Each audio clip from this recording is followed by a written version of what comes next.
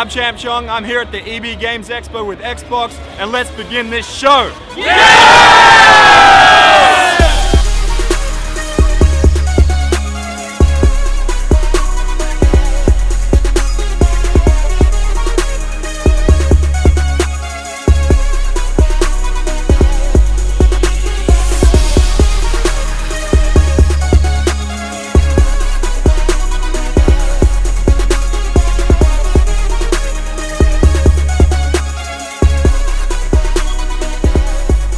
I'm here with Adam from the Xbox team, and we're going to discuss a bunch of new features with the Xbox One. So Adam, I'm a YouTuber, and the Dvr Features are quite important one. Can you tell us anything about it?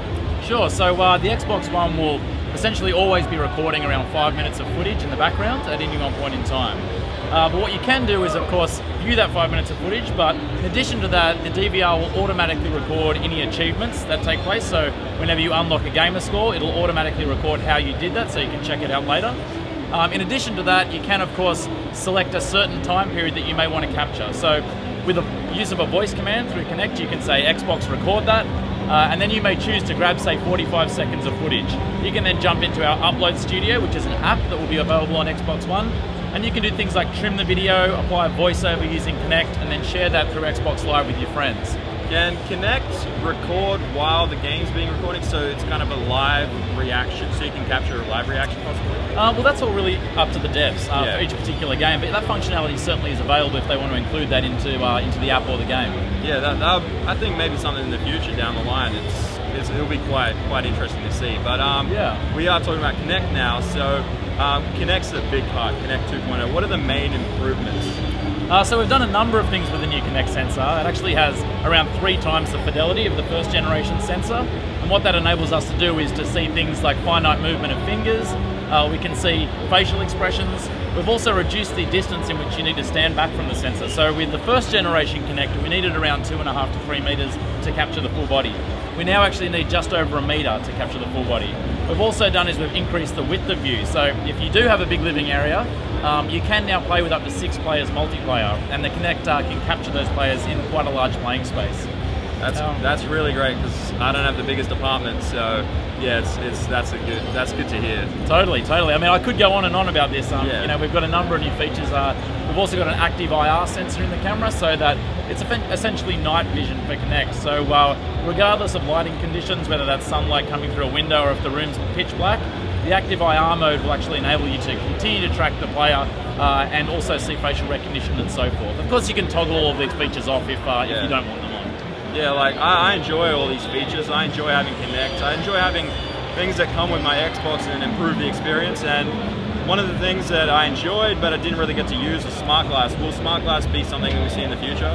Absolutely. So Smart Glass is a big part of how we're building out Xbox One's future. Already we're seeing game devs like the guys who are doing Dead Rising 3 build apps. So for example, you may want to pull up the weapon map on your tablet.